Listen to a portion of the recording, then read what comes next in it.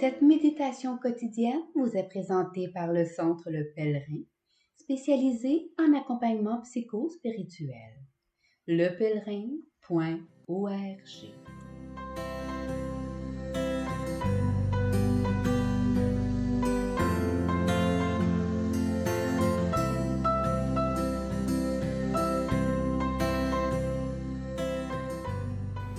Évangile du mercredi 17 mai. En ce temps-là, Jésus disait à ses disciples: « J'ai encore beaucoup de choses à vous dire, mais pour l'instant, vous ne pouvez pas les porter. Quand il viendra, lui, l'Esprit de vérité, il vous conduira dans la vérité tout entière. En effet, ce qu'il dira ne viendra pas de lui-même, mais ce qu'il aura entendu, il le dira. Et ce qui va venir, il vous le fera connaître. Lui me glorifiera, car il recevra ce qui vient de moi pour vous le faire connaître. Tout ce que possède le Père est à moi. Voilà pourquoi je vous ai dit: l'Esprit reçoit ce qui vient de moi pour vous le faire connaître. »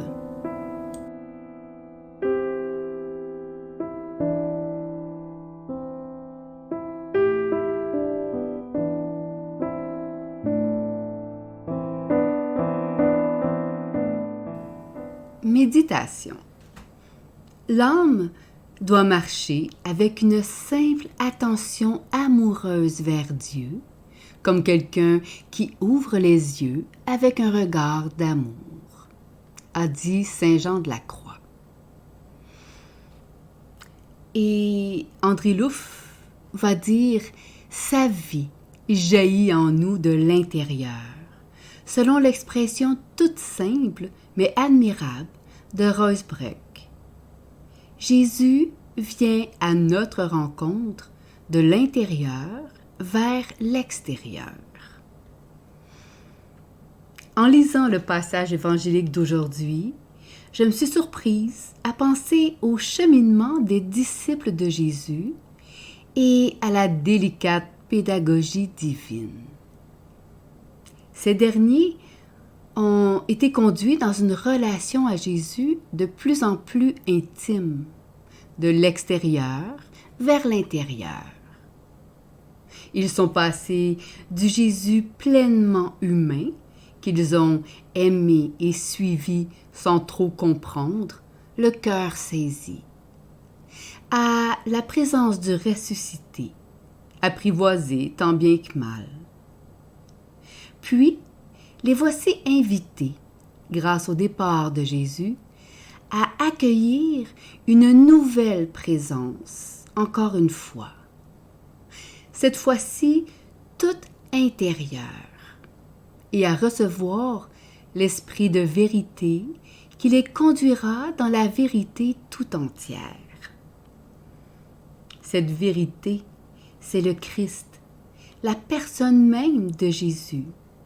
Lui, le chemin vivant vers le Père. Il part, mais pour nous donner son esprit. Dieu vient habiter le cœur de l'homme, chef-d'œuvre divin. Voilà l'intimité, l'union qu'il désire. Vous serez enseignés de l'intérieur. Quel héritage! La vie dans l'esprit nous est donnée. Tout nous est donné. Non pas un peu, beaucoup ou énormément, mais la vérité tout entière, en plénitude. La limite, bien sûr, est de notre côté. Fais-toi capacité, je me ferai torrent, disait Jésus à Sainte Catherine de Sienne. Mais qu'en est-il de cette vie dans l'esprit? Samedi dernier, 5 heures du matin, confortablement assise avec mon café et mes 2 chiens encore endormis et ébouriffés, j'ai fait un brin de jasette. Un petit colloque avec André Louf et Jean-Claude Sagne sur cette vie nouvelle. D'emblée, tous deux m'ont parlé de l'homme intérieur. Pour ce dernier, Jean-Claude Sagne, la vie dans l'esprit n'est autre que la vie filiale, notre vie en Christ. Elle implique de se rendre disponible aux dons de Dieu et appelle à l'intériorité et au recueillement, à vivre à partir de l'homme intérieur, où la présence en nous du ressuscité est davantage nous-mêmes que nous-mêmes. Il est le cœur de notre cœur. Il est le centre de notre centre. Cet homme intérieur est aujourd'hui oublié, nié ou simplement négligé par l'anthropologie moderne et les sciences dites cognitives et doit retrouver la place qui est la sienne. L'homme est appelé à redevenir lui-même. André Louf considère la vie dans l'esprit comme un pèlerinage vers le cœur. Que découvre-t-on lorsqu'on s'aventure sur ce sentier? La perle du christianisme, que saint Pierre nomme l'homme caché du cœur et que saint Paul nomme l'homme intérieur. Les pères grecs le nomment le lieu de Dieu. La traduction latine, le temple caché, le sanctuaire intérieur, la pointe de l'âme, le fond, le cœur. Aux pèlerins, nous appelons cœur profond, cet espace intérieur, caché en nous, où Dieu habite et respire et nous insuffle sa vie profonde, nous invitant à une perpétuelle liturgie du cœur, tout intérieur. La spiritualité chrétienne est un trésor, une tradition millénaire de prière ayant enfanté un art de la vie intérieure d'une profondeur fabuleuse. Nous sommes appelés à dégager en nous ce lieu secret, véritable oratoire, noyau de notre existence, et à nous unifier à partir du dedans.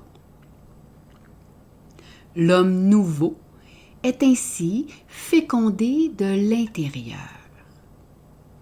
C'est là qu'il nous faut le rechercher, l'attendre, apprendre à vivre recueilli sur notre monde intérieur. Non pas pour rester aveuglé sur lui, mais tout en restant dans ce monde intérieur, en demeurant à son écoute, pour aller avec le Seigneur vers l'extérieur, de l'intérieur vers l'extérieur. Il nous faut donc garder l'oreille intérieure attentive à la mouvance de l'esprit au plus profond de notre cœur. Une attention aimante et paisible à la présence de Dieu en nous. Le défi est de taille en notre monde postmoderne où tout nous exhorte à vivre à l'extérieur plutôt qu'à l'intérieur. D'ailleurs, Louf considère le discernement spirituel comme le fruit le plus décisif de l'expérience intérieure. Le cœur de la vie chrétienne étant de vivre branché sur l'esprit, à l'écoute de cette source divine dans le cœur. La suite du Christ se vit dans la docilité à l'esprit qui nous enseigne à chaque instant. D'où l'importance de savoir discerner ses motions et ses appels pour s'y conformer. Il serait téméraire de penser y arriver seul. J'ai essayé et je me suis perdue en chemin. Sagne nous rappelle que nous ne découvrons notre identité filiale qu'en construisant en nous et autour de nous un milieu de partage fraternel, une cellule du corps mystique. Désormais, le temple nouveau où réside la gloire de Dieu est la communauté pascale des disciples de Jésus. Et André Louf renchérit avec un plaidoyer en faveur de l'accompagnement spirituel afin de détecter le désir de l'esprit par le discernement spirituel au cœur d'une relation d'accompagnement. Percevoir l'Esprit Saint, apprendre à vivre à l'écoute de cette longueur d'onde intérieure, saisir les signes de celui que saint Augustin appelait le maître intérieur.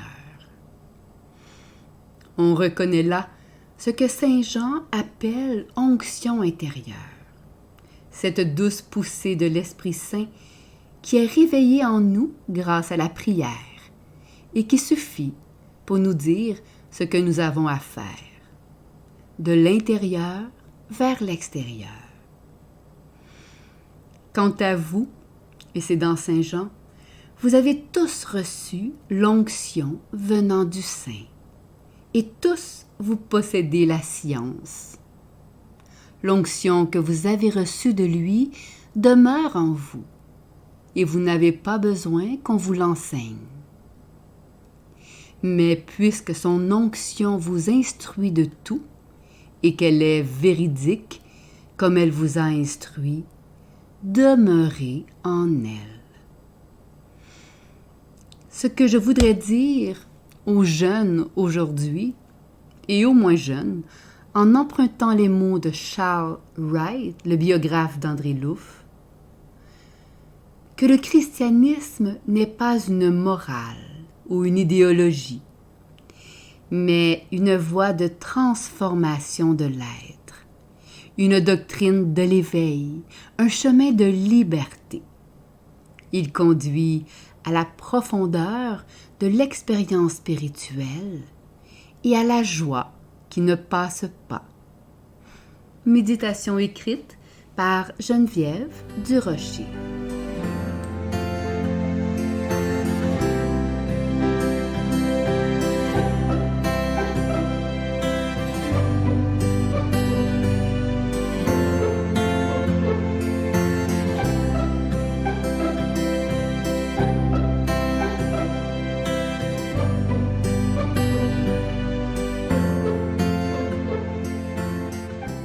Le Centre Le Pèlerin est fier d'offrir depuis plus de 20 ans un service d'accompagnement ainsi qu'un certificat universitaire en accompagnement spirituel.